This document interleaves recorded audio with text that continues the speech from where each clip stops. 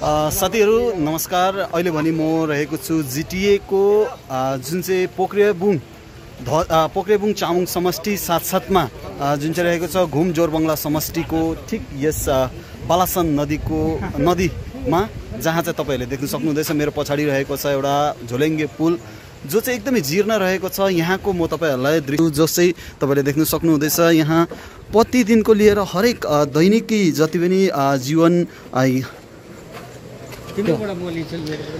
जीवन ज्ञापन गरिरहेका छन् उनीहरू र एकदमै यो जुन चाहिँ झोलुङ्गे पुल रहेको छ यो झोलुङ्गे पुल चाहिँ एकदमै हल्लिने अवस्था देख्न सक्नुहुँदैछ। पुरै हल्लिन्छ यो झोलुङ्गे पुल चाहिँ, जसले गर्दाखेरि चाहिँ यहाँबाट जतिजना पनि आउने जाने गर्छन् एकदमै यात्रा चाहिँ जोखिमपूर्ण रहेको छ। धेरै हल्लिने गर्दछ। धेरै पुरानो पुल हामीले देखिरहेको छौँ, हेर्न सक्नुहुन्छ। तपाईँहरूलाई पनि मैले यो पुलको दृश्य देखाइरहेको छु र धेरै वर्षदेखिको मानिसहरूले जोखिमपूर्ण यो पुलको यात्रा गरिरहेको थियो। बिरामीहरू यही पुलबाट लगिरहेका थिए, विद्यार्थी नानीहरू यही स्कुलबाट स्कुल गइरहेका थिए। साथैमा अन्य जति पनि स्थानीयहरू रहेको छ यही पुलबाट नै उनीहरू आवत जावत गरिरहेका थिए, वरिपरि गरिरहेका थिए।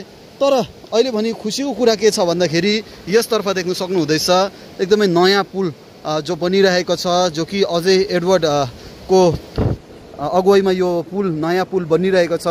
यसरी देख्नु भइरहेको छ यो बालासन नदी माथि घुम जोरबङ्गला समष्टि साथैमा यो पोख्रेबुङ चामुङ समष्टिलाई जोडिने, जो कि रङबुल धोद्रिया समष्टिलाई पनि जोड्ने यो पुल देख्न सक्नुहुँदैछ नयाँ।